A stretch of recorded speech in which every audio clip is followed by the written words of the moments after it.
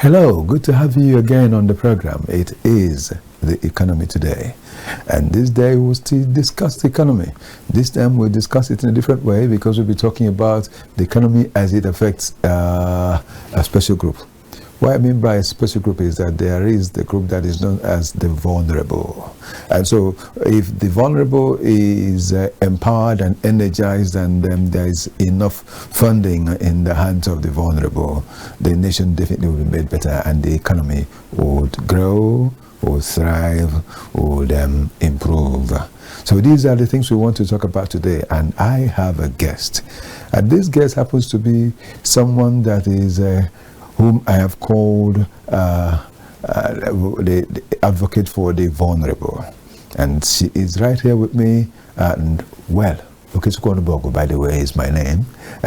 And she's right here with me, and we want to talk about this matter of empowering women, and of course the others who are along with them, because definitely when you talk about people who are the vulnerable in Nigeria, is most of the time we say the women and girls, or women and children. So okay, someone who knows about this is here with me, and she will share with us. I said she because of course it's a women matter today.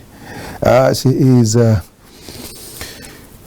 very special in every way. She is an author, she is a leader, she's a team leader, she is very, very enterprising in every aspect of the word. And above all else, she is strong on helping women and children, especially, as I said, the less privileged.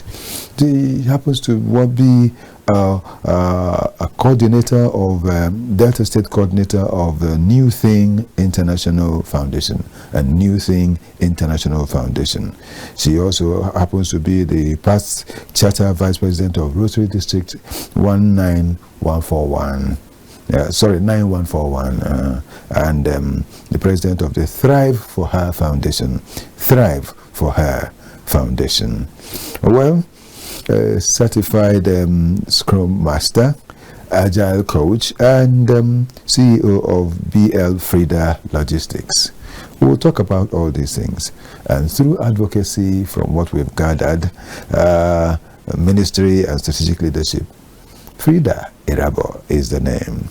She continues to break barriers and empower women and girls to lead, influence, and thrive. Do help me as we welcome Freda Irabor on the program today. Good morning, sir. Good to have you. Good to have you too. It's a big pleasure to see someone like this thinking about this idea. So how did it all start with you in the first place? Thank you very much. Right. I'm happy to be here. My name is Freda Irabor. Good to have you. To answer your question, how it all started, I think I'm one person that puts humanity before anything. Humanity comes first for me before any other thing. And I started at a very young age because I saw that there was an imbalance, and economic-wise, socially, political, in all sphere, in all ramification, there was an imbalance. And of course, I focused on women and girls because we are the marginalized. In any area you want to see it from, we are the marginalized. So I focused on women and girls, and I try to be a voice for them. I try to empower them the way I can, and that was how my foundation came up. A foundation that focuses on empowering women and girls to thrive and to become in a society that has relegated them to the periphery. Thank you so much, Freda. And I want to say that you started quite early, as you said. Does it mean that you have had a personal experience that led you into going this way? What did you see even that early? What did you see? I grew up in Edo State, and growing up in Edo State, you know, first in our society, in our country, Nigeria, it is either the rich or the poor. Yes. It's either the privileged or the less privileged. And I grew up in a society where it was so obvious, and I wouldn't say I'm that privileged, but I was comfortable. My family, as at then, we were comfortable. And coming out, I was the child that always wanted to see more, know more, hear more.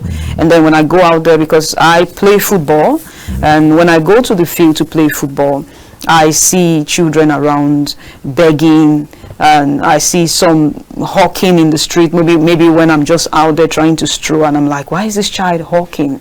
She's supposed to be in school. He's supposed to be in school.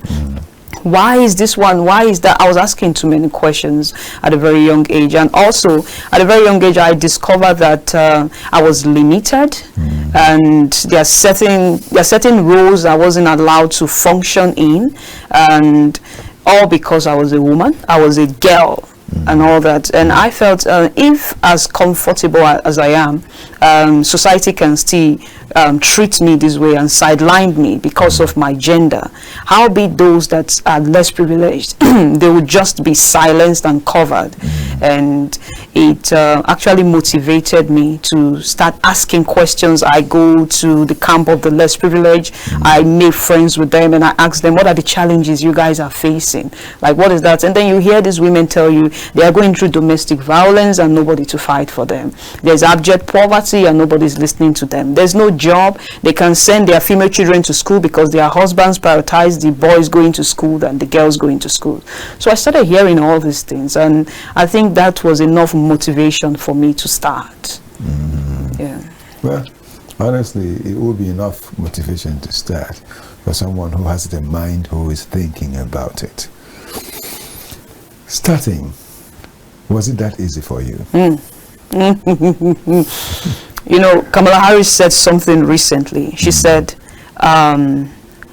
breaking limits. In breaking limits, well, in breaking anything, whether causes or limits or challenges, they say you get caught and you bleed. So when you want to fight for a cause that is so setbacked, there are too many challenges that comes with it. I think the most important, or rather the general challenge I faced was finance, because whichever thing I wanted to achieve, I knew I needed money. And then you can't just barge in on people and say, oh, I want to do this thing, come and support me with funds. Not everybody buy your sentiments, not everybody shares same passion with you and all that. So I think my biggest challenge was finance, and I needed to put myself in a place where these women can look at me and say, okay, she's serious, this one is serious, and she's not just coming to make a caricature of us. Yeah. Okay. And you started, and of course you have gone on. I want to ask, challenges, you met them, isn't it? I met a lot. Can we share? A lot of challenges. I think, although I wouldn't say, I think it was also, it serves as also like it made me grow as a person, because it made me become this Freda that I am today, this strong and unapologetically bold Freda that I am today. I think my biggest challenge is I am in a country, or rather a society, where a woman is told to shut up. Yes, you are told to keep quiet.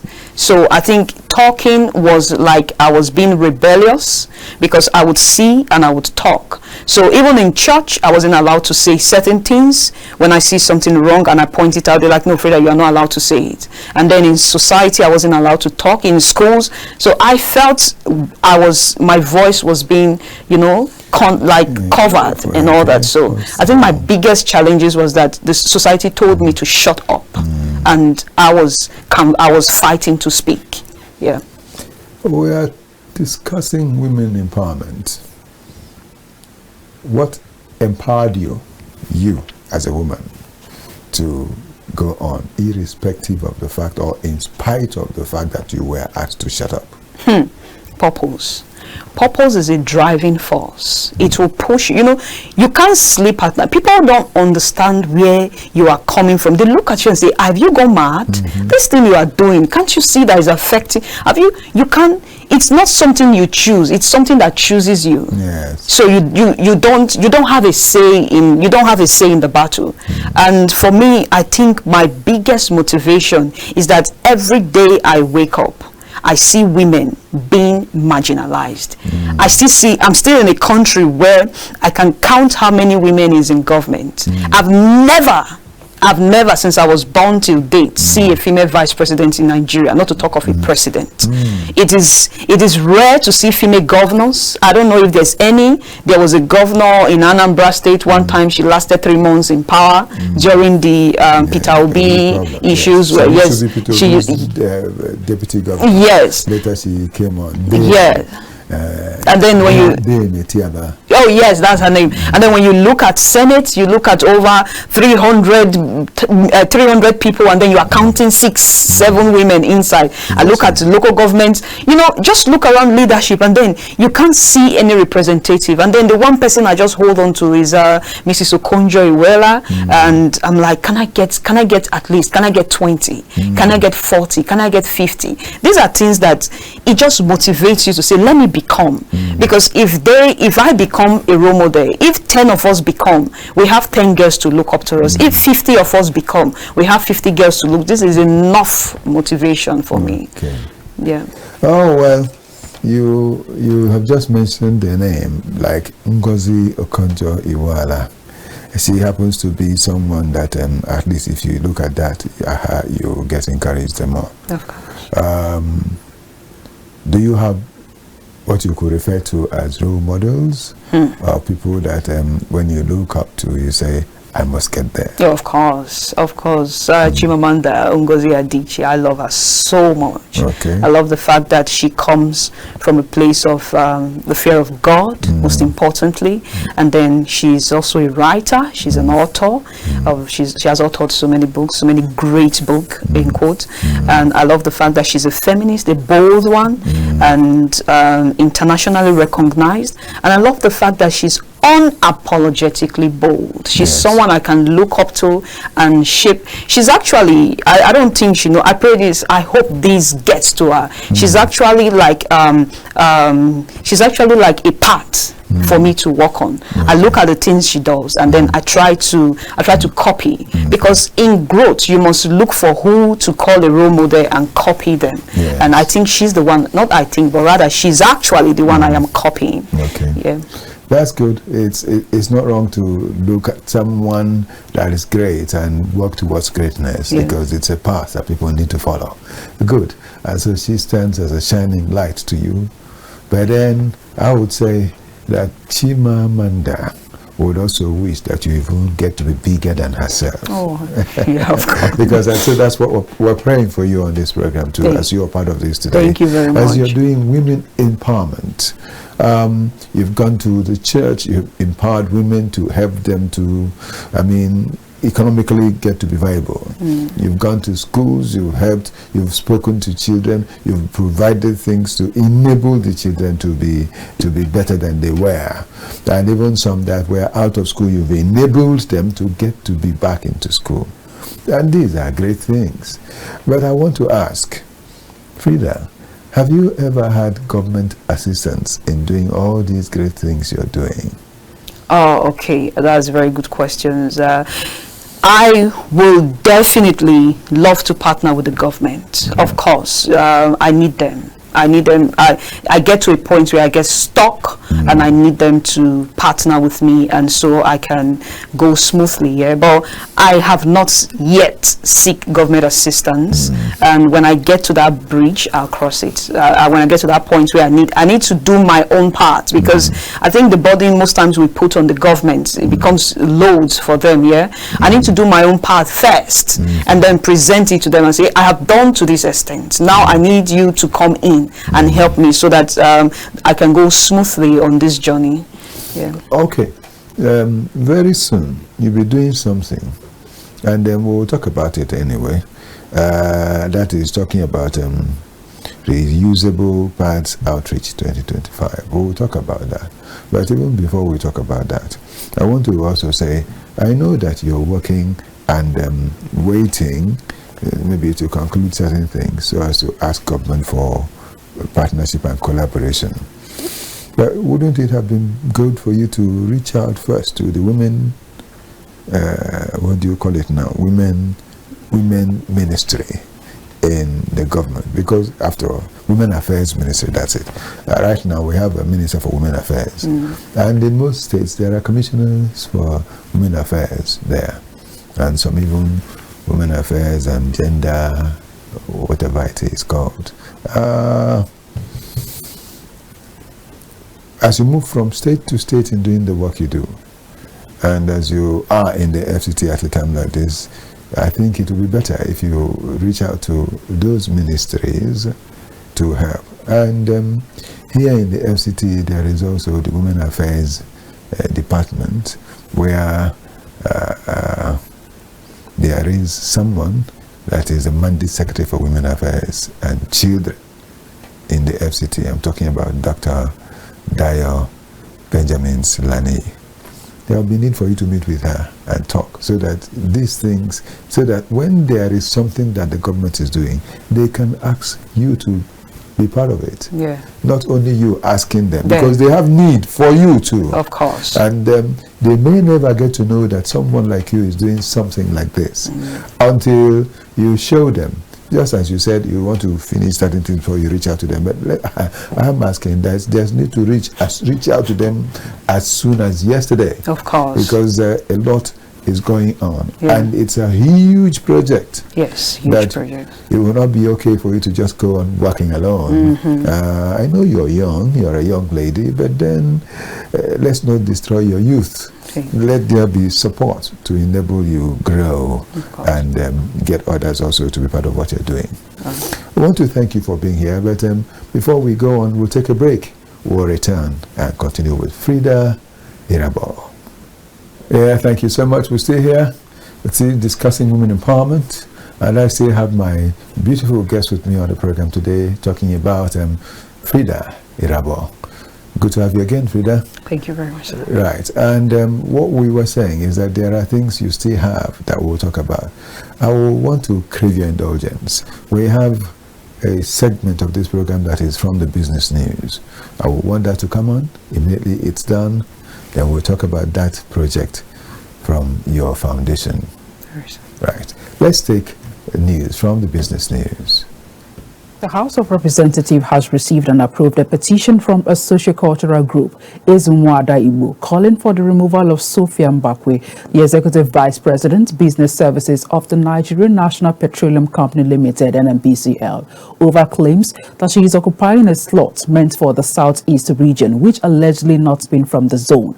The petition, which was laid before the House during plenary by Honorable Ikenga Imo, Chairman of the House Committee on Petroleum Resources Downstream, urged the lawmakers to investigate the alleged breach of the federal character principle in Mbakwe's appointment, addressed to the Speaker of the House, Honorable Tajuddin Abbas. The petition expressed concern that the appointment of Mbakwe as the Southeast representative on the NNPCL management team contravened constitutional provisions meant to ensure equitable representation across Nigeria's geopolitical zones. The Cape Town Convention, taking place in Abuja, is part of a two-day event organized by the Nigerian Civil Aviation Authority, the Federal Ministry of Aviation and Aerospace Development, the Aviation Working Group, and the African Civil Aviation Commission. The event aims to promote aviation law reform, improve compliance with international aviation financing standards, and enhance investor confidence in Nigeria's aviation sector. Speaking at the occasion, the Minister of Aviation and Aerospace Development, Festus Keyamo, was represented by the Director of Human Resources and Administration, NCAA, Dr. Anastasia Gbem, highlighted the significance of the convention in enhancing aviation financing, safeguarding creditor rights, and fostering a more predictable and sustainable legal environment for Nigeria's aviation sector. He emphasized that the Cape Town Convention would eliminate judicial impediments, improve investor confidence, and reduce aircraft acquisition costs for local airlines. It is a strategic convergence of minds and institutions committed to deepening Africans' participation in and benefit from the global aviation financial framework established under the Cape Town Convention and its aircraft protocol. Since its entry into force over 2 decades ago, the Cape Town Convention has transformed the landscape of aircraft financing and leasing by creating a predictable, transparent, and enforceable legal regime that reduces credit risk and enhances access to capital.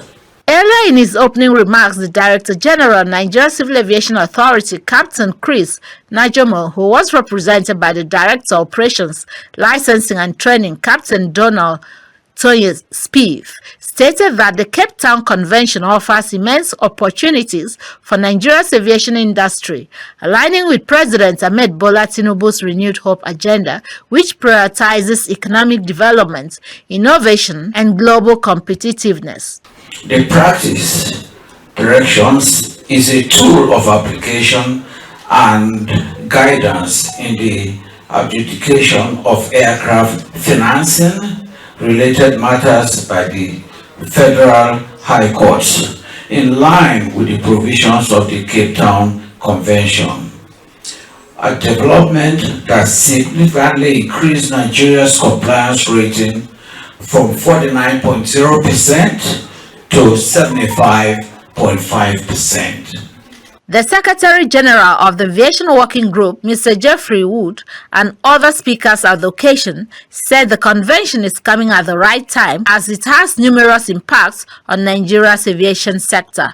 The Cape Town Convention is much, much more than a business law treaty. In fact, the most important business law treaty in history in commercial law. It's much more than that. It embodied a transformation of the aviation industry in space and time. And Nigeria and many of the other countries that are here have played a key role in that process, and this event is yet another example.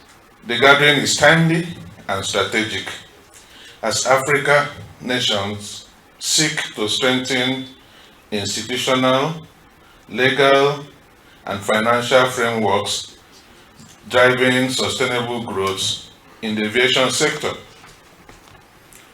The Cape Town Convention and its aircraft protocol have transformed global aviation finance, enhancing legal certainty, reducing investment risk, and improving access to capital. The convention is expected to attract significant foreign investment, support the growth of Nigeria's aviation industry, and align the country's aviation systems with international best practices. Now, the Federal Competition and Consumer Protection Commission, FCCPC, has fixed Monday, January 5, 2026, as the deadline for all operators to fully comply with the Digital Electronic Online and Non-Traditional Consumer Lending Regulations 2025. The Commission, in a statement signed by the Director of Corporate Affairs, Odanje Ijagu, said the regulations, which came into force on July 21, 2025 under the Federal Competition and Consumer Protection Act 2018, are aimed at ensuring fairness, transparency, and accountability across Nigeria's fast-growing digital lending space. To further aid operators' compliance efforts, the FCCPC announced the release of an additional instrument, the Guidelines on the Digital Electronic Online and Non-Traditional Consumer Lending Regulations 2025. Now, according to the Commission, applicants with pending submissions can now provide any extra information required under the new guidelines without waiting for a formal request, adding that application processing would continue in a transparent and timely manner.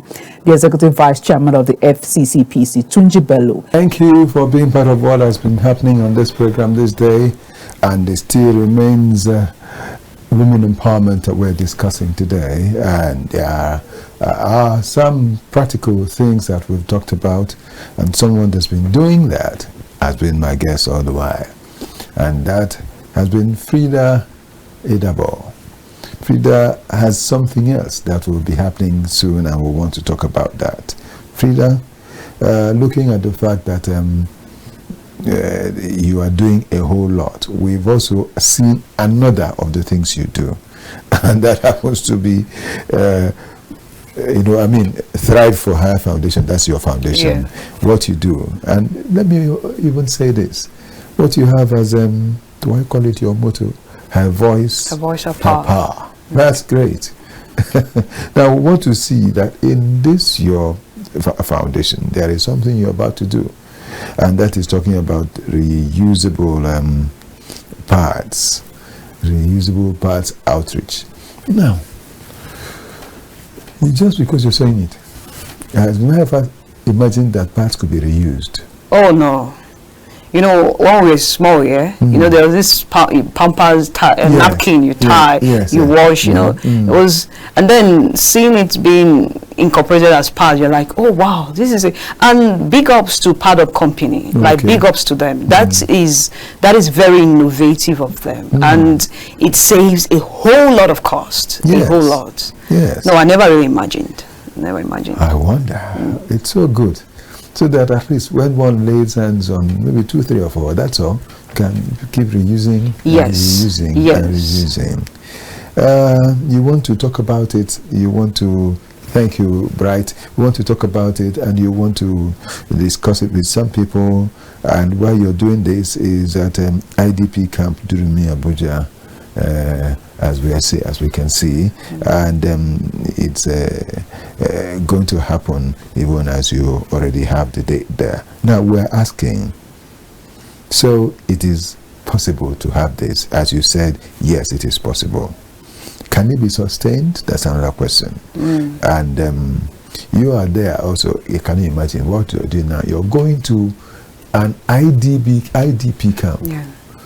Oh, what is the thing that is moving you to this? Let's talk about it. You know, when you say the less privileged, you must really, really go for the less privileged. It's not just in words, it's in action. And I used to supply pads, normal sanitary pad. I said then pad was, this was 3 years back. I said then pad was 250 naira, 300 for one. And when you give them this pad, they use it for a month and they can't afford it anymore. And we notice that it's the one we give to them. When they are done, they go back to their piece of wrapper and cup that they use, and those things are not hygienic. So what I did was, okay, when I found out about part of company, I was like, I asked them, what is this thing about? How is it done? Then I had to use it first to make sure that it was safe to use. And I said, okay, these IDP people, they can't afford it. Even when pad was 250, 300 naira, they couldn't afford it. Not to talk of now that pad is over 3,000 naira. So how are they going to buy it? I wonder. Even the normal Nigerian girl is crying that pad is, and that's why I say I will need the government at a point, because now this is the time I need them to subsidize pads. Subsidize it. It's a very important tool that we need as women. So you must hear our voice, and then you subsidize the materials or you subsidize the pad.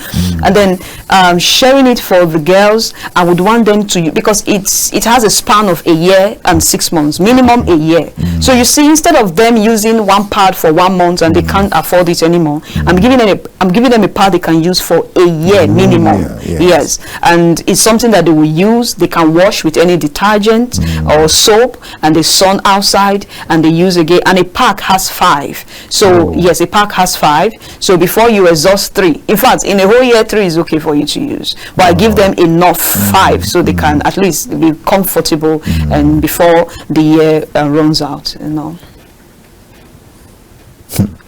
There is something that I want to read out. I want you to hear it. If we are to reclaim our power as a nation, we must first reclaim the legacy of our women who were once the heartbeat of the nation. This is quoting you. Yes, Freda. that is my quote. I quoted it in my book as well. Yes, yes, we'll talk about this. Your book. Yes, you are an author, as I did say at the beginning. Oh, yes. Tell us about that book. My book is centered around women, around the women. I call them our heroes past. The like of Funmilayo and Somkuti is in there. The likes of Gambo Sawaba, the likes of Amina of Zazaur, Yaragoji of Zamfarawa, Moremi of Ife, Idia of Benin. I wrote them all in that book. Even the life of women. Yeah, the Aba women riot. Oh yes, I did write that. And I wrote about the Chibok girls, Aisha Yusufu, who is coming to my program on Monday by God's grace, and then Obi Ezekwesili, who is the founder, and Aisha being the co-founder of Chibok. The book, I wrote a lot in the book, and I wrote the challenges women are facing, whether in politics, in society, in all sphere, the challenges women are facing, and all that. And my quote came from the fact that we all can see, even a blind man can see that women are being marginalized, and no nation would rise if 50% of its population is marginalized. And Nigeria, we need to wake up to the fact that we need to start empowering our women, not empowering them as if we are trying to say, okay, take and go. No, you don't give to them. Let them take from where you too are taking from. Because just as you have rights to power as a citizen, just as you have rights to finances, you have rights to education, they also have these rights. So let them also be able to take themselves and become, and do not shrink them to suit your own narratives. That was the whole essence of my book, and of course. And it's a good thing that your book, as it's going on at a time like this, they are talking about it on the political scene. They're talking about it on the political scene, talking about having a reserved seat for women for at least the next 15 years. After that, then they would have been able to enter well, and they will be free to do it. And so those men have been jittery about that. And I keep saying, what's the need being jittery? Are they not better than most of the men that are around them? So let's have it. Let's have it. That's good. Well, thank you so much for bringing in this side of this story, and it's a good thing. Welcome. We'll be talking about these reusable parts outreach. You normally, like, you do it on a yearly basis, and this year 2025 to be happening, even as we've talked about at the IDP camp.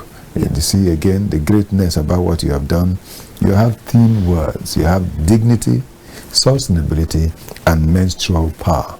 So it's not just, you're not just saying menstrual flow. No. You're talking about menstrual power. Menstrual power. No, menstrual. So we mean there is power. When you get to be the one that has the menstrual flow. Oh, of course, of course. Like my belief, I always say, women are the portal through which life comes into the world. So for that reason alone, you must give them respect. And looking at some cultures and traditions, and looking down and say, oh, menstruation is a taboo. Taboo for what? It used to be, taboo for what? Someone says it's indoors until it's over. Or in some cases says at the back of the camp. Or you can't climb the pulpit because you are on your period. And without that monthly flow, I cannot reproduce. There cannot be any procreation. Oh, of course there can be procreation. And I am the portal through which life comes from. And instead of you to celebrate me, you are seeing me as a taboo. So that's where the menstrual power comes in. There's power in menstruation. Let's hold on to it. There's power. Thank you so much. Thank you very much, sir. Oh, well, it's been wonderful sharing these moments with you, Freda, honestly. Now, I want to, before we start, as we're trying to round off now, looking at the future, thrive for her foundation. Where do you see it in, maybe say, the next 5 years, next 10 years, even next 50 years? Where do you see Thrive for Her Foundation and this great work that Thrive for Her does for the economy of the women folk and the children? Where do you see it? I see the foundation becoming a safe space for women, because in as much as I am the founder, I am not the owner.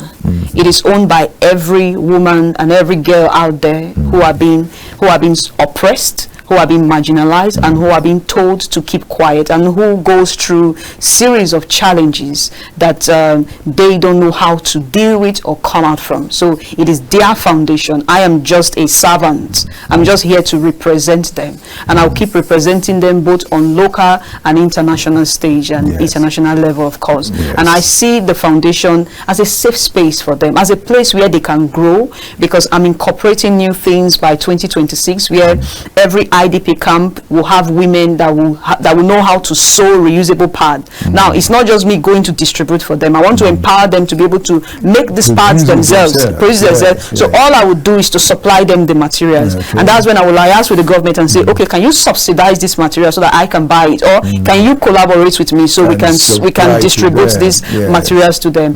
And I can also go to all these less privileged children and say, okay, what can you do? What are you passionate about? Do you want to do this and do that? Then I set up agencies for them to say, okay, run this thing, departmental stores, buy sewing machine. Do you want to go to school? Encourage them to go to public schools or any private schools of their choice. So Try for Her Foundation in the next 50 years will be a safe space for women, not just in Nigeria, but Africa at large. Thank you so much. And I will say that it's my prayer and belief that that Thrive for Her Foundation will outlive Freda Irabor herself. Of course. Because I know that there are foundations that have been there for hundreds of years and all that. So do we hope this will go, because you're doing a whole lot to help the women folk and the children, because of course when you help the women, you're helping the children. Of course. Yes. Thank you so much. It's been wonderful sharing the moments with you. Thank you very much. I want you to look straight, in 1 minute, look straight into this camera that is where you're facing, and encourage a woman. My name is Freda Irabor. I am privileged to be representing you all. It's a privilege for me, and I want to encourage you never to shrink to fit anybody's narrative, and never to keep quiet when you have a lot to say, and to keep striving and believing, and above every other thing, love your neighbor as yourself and put God first in all you do. And the future is ours. The future is female. Write it down. The future is female. We'll take over. Look around the world. We are having female presidents. Look at Mexico. Look at Nepal. And it will continue, and it will happen in Nigeria, and we will make it possible. Thank you very much. Well, thanks a lot. That's been the way we've had it today with Freda Irabor, transformational African leader driving gender equality, women's political participation, and sustainable development, who has served, or still is serving as the Delta State Coordinator of a New Thing International Foundation, a past charter Vice President of Rotary District 9141, and the President of the Thrive for Her Foundation, and the Certified Scrum Master, Agile Coach, and CEO of BL Freda Logistics. Great.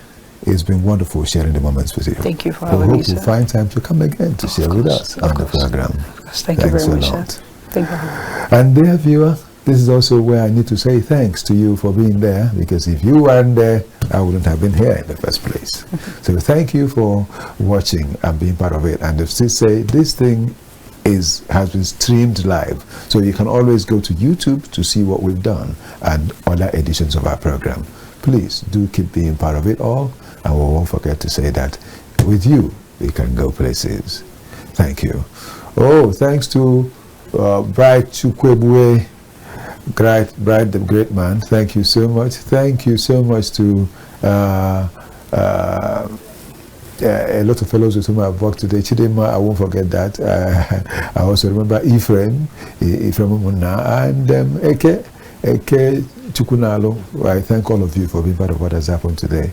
I want to thank Victor Adeyeye. I want to thank Victor, the editor. Thank you. I also want to thank Victor, the one that is streaming for us, Victor Chizea, and Felix Akinjabula. Thanks to all of you. You've just been there. And do I forget? No. Eukarya Onyeneke. thank you for being around all through. We'll miss you because you're leaving us soon back to school. Thank you for being very useful and meaningful here. I want to thank every other one that has assisted one way or the other. And I am Okechukwu Onubogu, not forgetting my boss, Ruben Okala. Thank you so much for getting us do this today. And Wahid, of course, is the CEO, the executive producer of the program, and we want to say, Odushile, thank you. I say, may the best happen to us all the time.